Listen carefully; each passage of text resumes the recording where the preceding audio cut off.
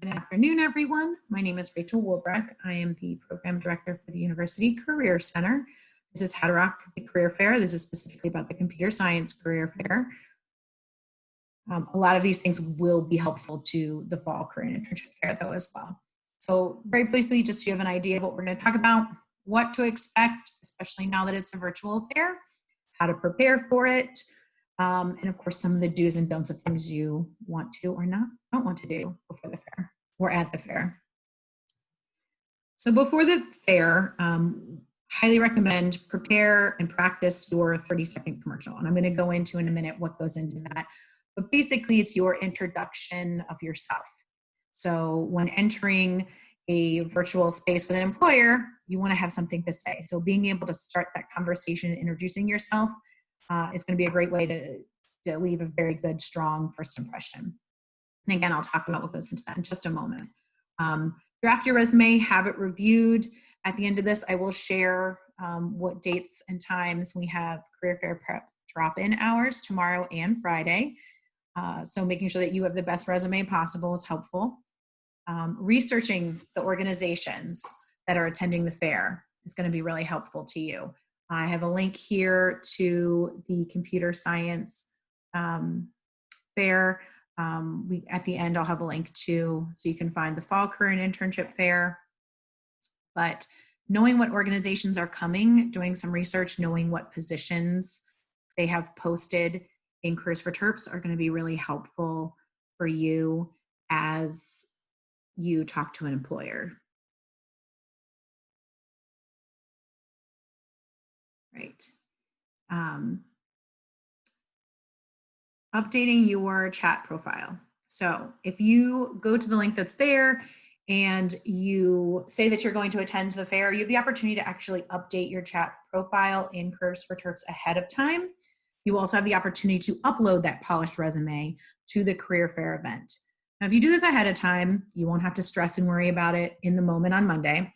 But also, my understanding is that some employers will potentially be signing in before the event and can see your resume before the event. So this would give them the opportunity to maybe see your resume among less students already in there and potentially know that they want to reach out to you ahead of time. So that's something that could help give you a leg up potentially. So your 30-second commercial. This is your name, your class year, your major, giving them that brief introduction of who you are, your career interests, maybe the type of position that you're interested in, whether that's full-time, part-time, but then also, or not part-time, but internship, but also like, what do you want to do? Are you interested in data science? Are you interested in a software engineering position? Do you want to do cybersecurity, like front end, back end, letting them know what you're interested in doing.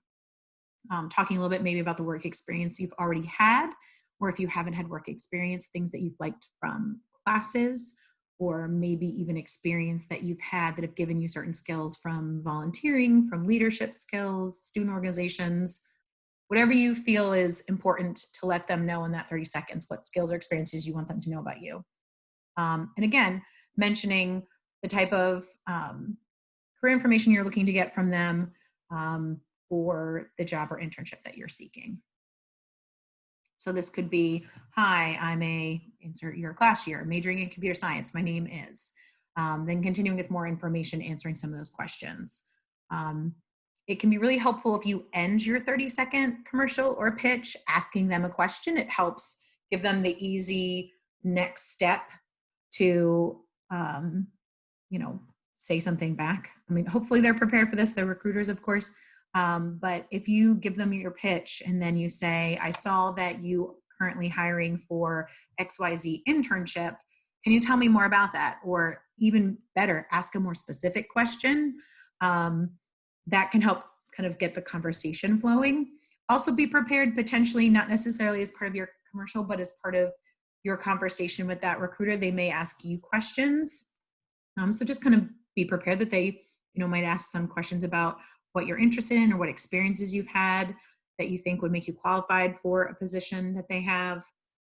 So just kind of being prepared for that and prepping yourself to talk about those things when you talk with recruiters at the fair. And of course, if you can tailor your commercial to each employer, like I said, if you do your research ahead of time and know which organizations are hiring for which positions. You can tailor how you talk about your experience, because maybe you've already looked at the internship posting that they have in Careers for Terps and can say, I know you're looking for someone with this skill set. Here's where I've already done that. Or I know that your organization does work in this area, and I'm really interested in that because it can show that you've done a little bit of research. It strokes their ego a little bit, makes them feel good about themselves because you're saying good things about the company that they work for. So sticking out from the crowd, you want to be you want to be unique, you want to be memorable. Just want to make sure it's kind of for all the right reasons. Make sure it's because you've had some really amazing experiences, and maybe you had a great internship, or you have this personal project you've been working on that you can really wow them with. You definitely want to stand out. Class projects are great if that's the experience that you have, but trying to find other things too, because if you've taken that class as a CS major or information science or whatever your major is, chances are the other students have also taken that. So finding the thing that can help you stand out is really helpful. And again, just making sure you're standing out for the right reasons, not because, I don't know, you try to say something that shocks them. I don't think that's going to happen, but throw it out there. So appropriate appearance. So we all know this year's fair is virtual. I am here in a virtual sense. It's been the joke, right, of Zoom and the pandemic that you can wear shorts or no pants or whatever.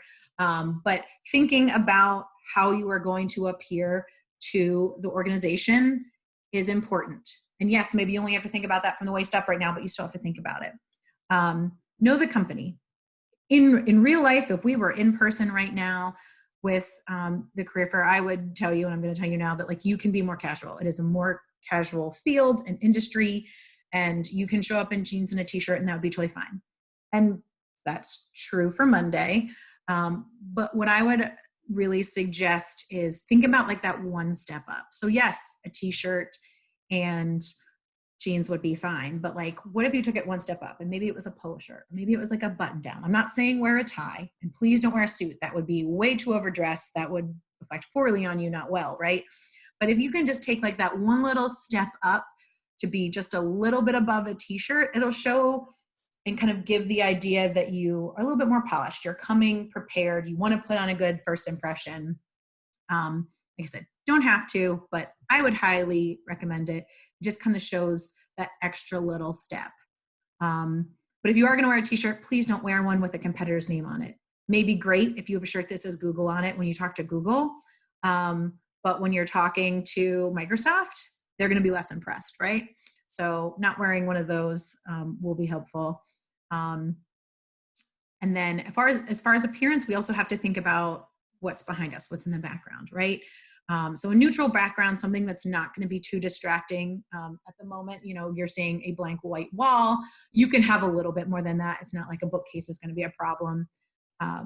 But you don't want to have a ton of posters or things that are going to be distracting. So they're too busy trying to see what's behind you than what you're saying to them, because you want them to hear your experience, not see what's going on behind you. Make sure there's good lighting. So if you need to move a lamp around so that the light is here and not behind you so they can see your face, those are things to think about. For earlier in the day, since it does start at 2, if you can be near natural light, that's always nice.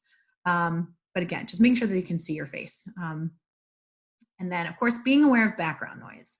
If you are currently living with your family, or if you have roommates, or there's construction going on right outside your window, if it's family or if it's roommates, you can talk to them about what their plans are that day. And, is it something where you can just say, hey, listen, I'm going to be talking to some employers. So is it okay if we have quiet time during this time? If it's something where you might not be able to ask that, or like I said, there could be construction going on outside your window, you might decide to pick a new place to be. Maybe you find a different quiet spot to have that conversation, just because, again, you don't want there to be background noises to be a distraction from what you're saying. You want them to hear you. These are some brief examples that I've used in past. If you want, just think about the waist up and what they're seeing in your video. Again, you don't have to be super dressy. You can kind of do that smart casual or a business casual. It just kind of gives a little bit of, like I said, just a slightly better impression than like just a t-shirt. All right, so this is the video I mentioned, and hopefully this goes. You should be able to hear the sound. This is something that Simplicity is the company that is over and kind of like runs the system that is Careers for Terps. So this is a video that they've done. It's short. You should be able to hear it, but if you can't, there's no speaking, it's just some music. I'll have you watch this so you can get to see what it's going to look like, since the virtual affair is going to be so much different than us being in person.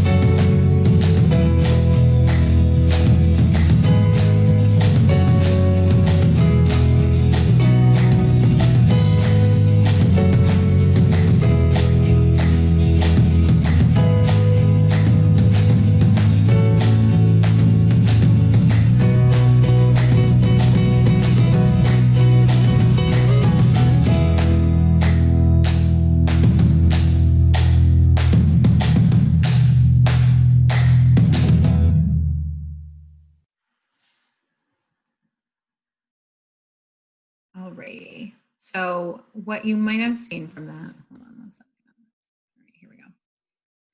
You will have the opportunity potentially to talk to employers one-on-one by joining the queue. Something to know is that you can be in more than one queue at once, which is really helpful. You know, if you were in person, you can basically get in one line, right? But in this case, you can be in more than one line. If you get pulled in by company A and you're still in line with company B and C, you will be on hold in those lines. You won't lose your place, but you also don't have to worry about them asking you to join them when you're talking to company A. And then once you're done with company A, you'll have the opportunity and you'll still be in line with the other two. Basically, Careers for Terps functions as the way to find out how to join all the employers. So like what you might have seen from that video is once you click on an employer, it will tell you how to connect with them. So they might list a Zoom link, they might use WebEx, they might use Google Meets, like whatever works for them, Microsoft Teams, you know. But their information, they will put that into the message once you get accepted to talk to them. Some employers will be doing the one-on-one, some will be doing group, some will be doing both. So you'll be able to tell when you click on those specific employers which they're doing.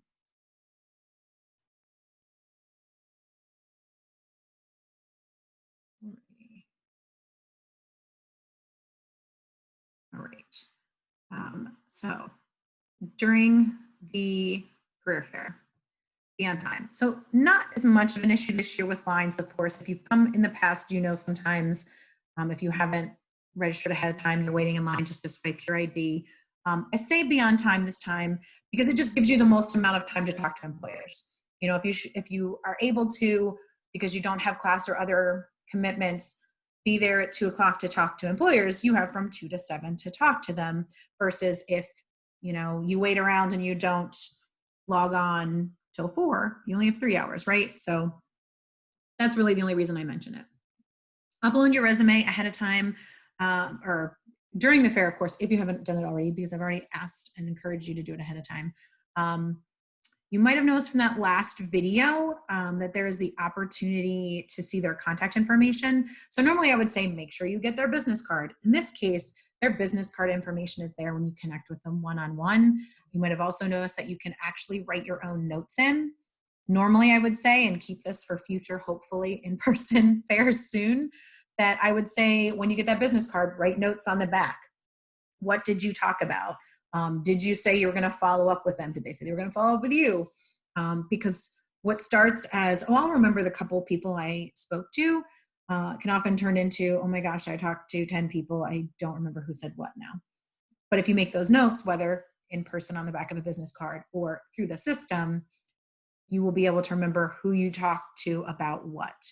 The other thing that I should mention is if you were talking with them through another platform, you will need to close out that platform, and like in Careers for Terps, you'll say that you're done with that employer. So let's say you go into a group call and they give you the Zoom information. So you're of course going to close out of that Zoom meeting, but you're also going to close out of the employer in Careers for Terps. I mentioned that just because I know one of my colleagues was doing a practice run, and so she closed out of it in Careers for Terps, but she was still technically in the group thing because it's taking you to another platform. So that's just a quick tip to help you with the process a little bit. Be aware of how much time you're spending with recruiters. My guess is they're going to be keeping a pretty tight schedule, especially for the one-on-one conversations, because they're going to want to talk to as many people as they can. But being aware of how much time you're spending with recruiters is a couple of different reasons. One, you don't want to spend too much time with one recruiter that you don't get to talk to all the other ones that you wanted to talk to. But you also don't want to take too much of their time that someone behind you doesn't get to talk to them. You kind of want to give everybody their fair share to talk with recruiters. You will see when you're queued up in a line, it'll give you an idea about how many minutes until you get to talk with them. That is based on what they guess they will spend, like how much time they guess they will spend per student. Like when filling out the form, it says, you know, do you expect to spend 5 minutes with each student, 10 minutes? So they use that to calculate then how long the wait could be. So obviously if they expect they're going to spend 5 minutes and there's 10 people, you might have a wait of 50 minutes, but it may not actually take that long. Be ready to potentially answer some technical questions. This doesn't always happen, but it could. So, you know, thinking about some of your experiences, maybe looking up technical questions online, or if you want at the end, remind me, I do have a tip sheet for technical interviews that has like resources for technical questions at the bottom. Remind me at the end, and I can always share that if you want it.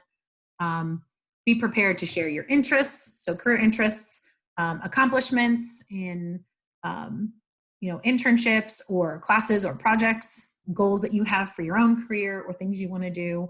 Again, this just kind of comes back to some of the things that you might talk about in addition to that 30-second pitch or commercial. And, you know, be prepared to talk about how you think you'll fit in with a certain organization. This is why researching those companies can be really helpful, because you kind of know a little bit about what they do and why you think you might be a good fit for what they do. All right, here we go. So after the fair, follow up with recruiters. Even if it's just a simple email to say, thank you so much for coming to the fair, that is just another way they're going to remember you, right? So if you apply online, which some of them might tell you to apply online, you're a name and you're a resume. If you get a chance to also have a conversation with them and talk about your experience, you're now a face in a conversation. Following up with a brief email like they showed in the video is now a chance for you to further remind them of you and your name and potentially what you talked about. It's just another way that your name will be familiar to them if they see it again. It might also remind them, oh, I had a great conversation with that person, I want to go into the system and see where they applied online and pull up their application or their resume. So those are things to keep in mind. Prepare, potentially, they could offer you an interview while they're talking with you. If they like your experience, they might say, hey, we have interviews coming up. It could also come, a few days later or weeks later, but just know that those things could be coming and being ready for them. And then, of course, the career fair is not an excuse to stop searching. Even if you have a great conversation, keep searching, keep applying to things. The career fair is a great way to make contact with organizations, but it doesn't necessarily guarantee that that's the way that you're going to find the position that's best for you. So definitely keep searching, keep applying for opportunities. Do's and don'ts. I've said this a few times. It's because it's really important. Do your research. Check out the organizations in advance. Know a little bit about them. On here, paying attention to social media accounts. This is not me telling you to be careful of what you post. You've heard that probably your entire lives at this point. That's not the case. Think about the good ways that they see how you're involved in social media. So if that's LinkedIn, like make sure it's updated, make sure it has your latest internship on there or experience. If you like using Twitter to talk about things in your field, whether that's hot topics or trends, things like that, making it easy for them to find. It's not just about like hiding the bad stuff on social media, right? It's about showing them all the good things and having your presence or your brand within the field on social media as well. So something else to think about. Be sure to follow up. I mentioned this in the last slide, still important. It can really just be that extra touch to get them to remember you. So in this case, it's not written on the back of the business card. It's going to be maybe in your own notebook or in the notes in the system. Don't forget to upload your resume because they're going to need that to see your experience. And then, of course, don't forget to practice that 30-second commercial or that pitch, basically how you're going to introduce yourself. It feels a little awkward. I'm not suggesting that you turn to your sibling or a parent or a roommate and say, hey, I want to practice my 30-second commercial. I mean, you can. If you feel comfortable doing that, please do. But I'm not saying you have to. Even if it's just like reciting it in your head, as you're trying to fall asleep, just so you feel comfortable. The first time that you say it, it's going to come out awkward. So the more you practice it, the more comfortable you will feel saying it. I would also say for that reason, maybe the first organization that you want to talk to isn't your favorite organization. So if there's a company that is like your dream company, don't make them your guinea pig to see, okay, do I know how this virtual fair works? Do I know what I'm going to say? Pick someone else that you're interested in, but they're not maybe at the top of your list. To practice, make sure you've got your bearings, you know what you're going to say, you know what you're going to do, and then go back to the organization that's your favorite, maybe second or third. You don't want to put them off too long either, but that way you'll feel a little more comfortable when you go to talk to that organization. All right, so upcoming events. If you want additional tips for, and to talk about the fair more than what we're going to get to do tonight, or if you want a resume review, I know someone mentioned that earlier as we were getting started. There are 2 days left to do career fair prep drop-in hours. Tomorrow is with my graduate assistant, Jeffrey. He's fantastic. I've trained him well. He's good. Friday is with me. This shouldn't sway you one way or the other. We're both great. But one thing I will warn you about, I have a feeling that Friday is going to be fairly busy. I think, like usual, people will kind of wait till the last minute. So if you can attend tomorrow, or if you think you can attend, show up earlier on Friday, it just might decrease your wait line in the waiting room. So there is a waiting room. We are just pulling one person in at a time. So if you end up in the waiting room during that time, just know that we're going in order of how people signed in. And then if you want to do employer tech resume reviews, there's a link here. If you were not in the last session, you can't actually sign up on the form until 5 o'clock. Basically from 5 to 5:30 is like their check-in time. So keep the link, have it ready to go. But this is the computer science department that's running this with employers, and that's tomorrow night. And then just a warning that we will not have drop-in hours on Monday because we will be prepping for the fair. So if you need assistance, highly recommend tomorrow or Friday, or of course the employer tech resume reviews. We've talked a lot about the computer science career internship fair. That's Monday 2 to 7. You can go and RSVP already. As I mentioned before, I'd recommend doing that. So you're in the system, update your chat profile. But sometimes you're not aware about the Fall Career and Internship Fair that is also coming up. That is the 3 days after. The first day is solely STEM positions. The second day is STEM and all majors, the third day being all majors. So there will be employers that will be interested in your skill set at the Fall Career and Internship Fair as well. So while it's great, computer science, you know they're all interested in you, and that's not necessarily true for the fall, there still will be employers that are. So keep that in mind. You can always go to the events calendar, the link I have listed there, and see which employers are coming which day and see who you might want to talk to. And then also a career panel that I have coming up, careers in data science and data analysis, is coming up October 7th. So if you are interested in data science and you want to hear from some alumni and some employer partners, they will be sharing their experience. We'll probably also be asking them questions about what hiring looks like right now, given the pandemic. But there'll be a lot of good information there. All right. This is just briefly sharing some information about the Fall Career and Internship Fair. The days, again, they're 12 to 5 each day. If you click on the individual, if you go to our events calendar and you go to the individual days, you will see information about employer listing, student instruction. There's an overview video. It's probably the same one I shared earlier. But know that you should RSVP for each day specifically. It's not just one RSVP for the whole fair. Each fair is kind of like its own event. At least in the system it is. All right. This has my contact information and Jeffrey. He is my grad assistant that I mentioned earlier, and links to the computer science fair and fall fair. I'm going to bring up the chat so you can see that gray box again, but I'm going to go through the questions that I know you have been sharing. So I will get to them. Hold on. All right. So that one. And if you have more questions, continue to put them on there. My profile says offline. So someone has already RSVP'd and said that they're attending the fair. And so when they went in, their chat profile says they're offline. Yes, that will change to online. Well, once you sign in, it will either change to online or you will be able to do that as soon as you sign in. But because the fair has not started yet, everyone's would be listed as offline. You will also have the opportunity when the fair is in session, let's say you have to leave for a couple of minutes, you know, need to go get a drink or something, you can change it to busy or offline and then change it to online again or available. I forget what the wording is, but yes, that will change once the fair happens. The 30-second commercial, that will be in person as much as this is in person, right? So you will be connected to whatever platform that organization prefers. So it will be definitely a video. So it would either be, you know, Zoom or WebEx. It won't be something that you're texting out, which is unfortunate because I do realize that if you could just text them your 30-second commercial, you wouldn't have to worry about messing it up, but it will be in person.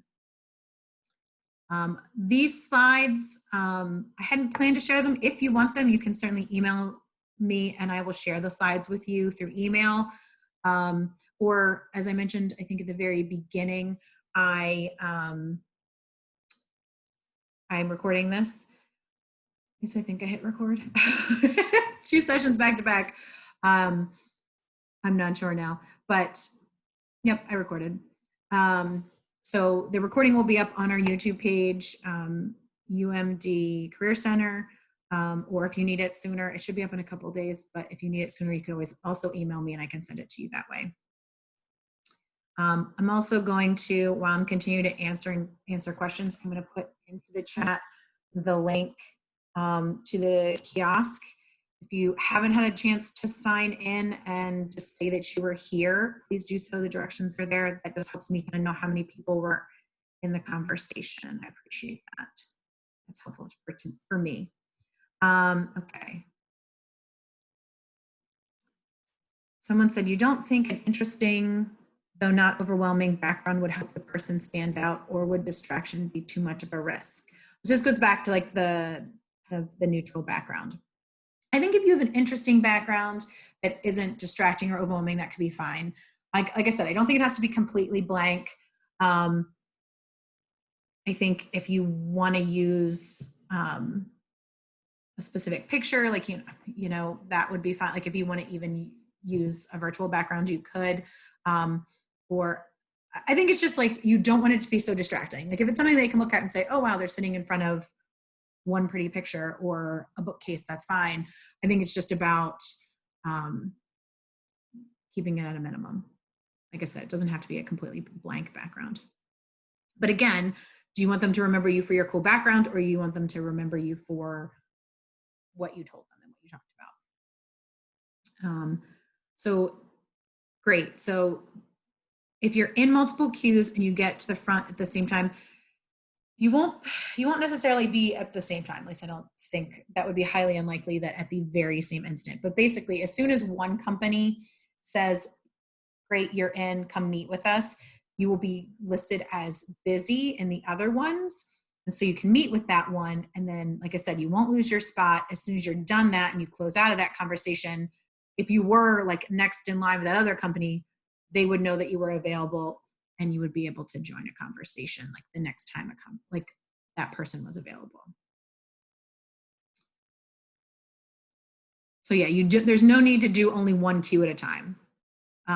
You should do is, I forget if it's 4 or 5, I apologize. I don't remember if it's 4 or 5, but you can be in 4 or 5 queues at a time. I would say be in as many as you can. And then when this one opens up, you talk to them. When you're back, then the next one, you won't have to worry about missing out on one. You'll stay in the lines. Is it risky to enter multiple queues? They won't open up at the same time. Great. Is there anywhere we can see that video again for reference? Yes, this recording. Also, I can share that link at the end after I'm done answering questions. Stick around for that. How long is the one-on-one? I would say probably 5 minutes tops. My guess is most organizations are going to want to try to see as many people as they can. That being said, if there's maybe an organization that maybe isn't as competitive, isn't as popular, they might be willing to spend more time talking with you.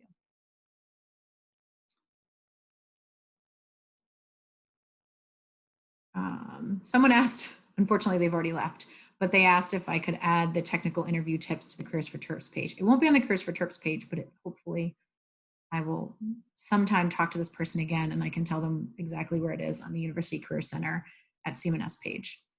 Or maybe I will email it out. We'll see. If they don't respond to your follow-up email, should you re-follow up after a while? Great question. Yes. I think if you send a follow-up email and you don't hear anything, I mean, give them time. They could be busy if they're doing a lot of these virtual fairs. But if it's been a week or two and you haven't heard anything and you just want to pop in their email and send them another short email, I think that's fine. Someone asked how you RSVP. I assume this is for the fair. So the link that's listed here, the CS fair, if you click on that at the top left-hand side, you should see student RSVP, I think it says. And so you can RSVP and click attend, and that will essentially RSVP you for the fair. All right, so what time during the CS fair is the graduating student only portion? Okay, so because we are not in person, yes. When we were in person, we have done it where seniors get in the first hour and then we let in other undergraduate students. My understanding is that everybody gets in all at once. The system can't only let certain people in at certain times. So if you are not a graduating student, hooray, you can go at all hours. If you are a graduating student, you were hoping for that extra hour, I'm sorry. But anybody can get in during the entire fair. All right. Someone mentioned that going to the link for the employer resume review gave them an error. You aren't part of the organization. That might be it might be set up to only work for UMD Gmail accounts. So maybe if you're getting that error and you were using like your own or like a different email, maybe try again because you should get basically something that tells you that the form will open at 5 o'clock. But if you're getting an error, you aren't part of the organization, it might be because you need to use your UMD email. I would try that. Or contact computer science department because undergraduate advising is the one that's doing that event. Will the join queue feature that was in the demo video for the company pages in the CS fair appear on the day of the actual fair? Yes, yes. That will be there day of the fair. It's not now because the event is not live. Some employers have events this week rather than in the career fair. Are they associated or completely separate? By this week, you mean the week of the career fair? If that's the case, chances are they are employers that are probably coming to the career fair and also doing other events. We have a lot, even when we're in person, organizations that like to come to the fair, but also because they're going to be in town, have other events, or because they know students are already thinking about career stuff, that they can get them engaged in other ways through info sessions, or sometimes they do a dinner or whatever. I mean, so it really could be either. They could be associated with the career fair, or they might be separate. So finding the list of employees for each day. For computer science, that link that's showing on the page now, if you look below, it will show all of the logos from the organizations, but also if you click to RSVP, that page, once you click that you want to attend, you should be able to click employers and see everyone who's already signed up for the fair. That is also true for the Fall Career and Internship Fair. And because Computer Science Fair is open to a limited number of majors, that is not, at least to my understanding, wasn't viewable to all students in, or wasn't viewable maybe at all in Careers for Terps. But if you sign into Careers for Terps from the main careers.umd.edu, you will be able to find in the events section the Fall Career and Internship Fair and select each day and be able to see which employers are coming. Will this session and the How to Write a Technical Resume recordings be posted? Yes, they will be posted to the UMD Career Center YouTube page. I will probably also send an email with a link to it once it's up to those people that RSVP'd. So assuming you RSVP'd, you would be in the list and you would get it. Is a virtual background okay? I think a virtual background's fine. Again, as long as it's not too distracting. Is it possible to request permission for the CS fair as a non-CS major? I'm planning on declaring the major, but cannot be accepted into promotion in January. So yes, that is exactly what you say next. You should email the CS undergraduate advising because it is their fair. I will be there to help out. I guess I could have mentioned this earlier. There will be a room. It is the University Career Center at CMNS. So if you have last minute questions about how to introduce yourself or say anything, you can have that opportunity to do so.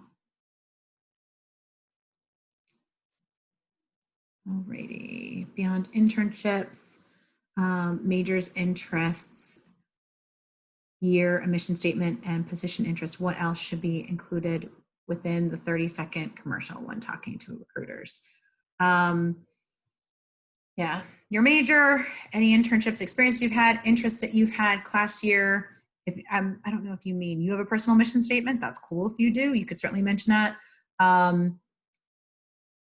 If there's something that you want to ask specifically about their position or about their company, that would be a great thing to kind of end with. But I think if you give a quick intro to you and your experience, that's probably all the things. I don't know if there's something else that I would include in the 30-second commercial. What is the max for lungs you can be in? It's either 4 or 5. I apologize, I don't remember exactly which it is, but it's either 4 or 5. Can you send the websites to prepare for the technical interviews? Oh, someone remembered to come back. Yes, yes. I'm going to get it right now. So let me stop sharing for a second. And I will find the technical interview thing that I have, and I will share a link to it, and then you will have it. Thank you for the reminder.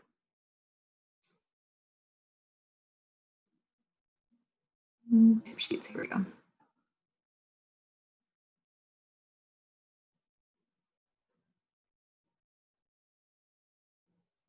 Okay.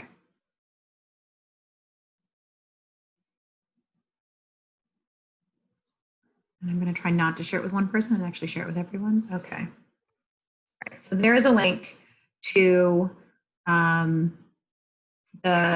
tech interview tip sheet. I don't know what's disappointing, but I'm sorry. I'm not sure if you answered my question since I was interrupted, but I would appreciate if you could briefly repeat your answer. Okay. Was your answer recently? Or your question recently? I just have to find your question again. Is it Emmanuel? Hold on. I do remember your name. Oh, you asked about the error message with the employer resume review. That might just be because you need to use your UMD Gmail account to access it. It might be something where they want someone that in the UMD organization. So try again accessing that from your UMD account versus like maybe another email account. I think I got to most of the questions. I'm going to one last time share with everyone the link to the sign-in sheet. So if you haven't had a chance to do that, someone said they tried using their UMD email account, but it doesn't work either. Contact the undergraduate advising office for CS because they are the one planning the organization. I believe they have a general email list or email account you should be able to email. Unfortunately, I did not plan that event, so I don't know how to get to it otherwise. Any other questions? All right, well, thank you everyone for joining. I'll be around for another minute, so if you do have a question, I will be here. I can answer it. Good luck at the fair. Thanks for coming.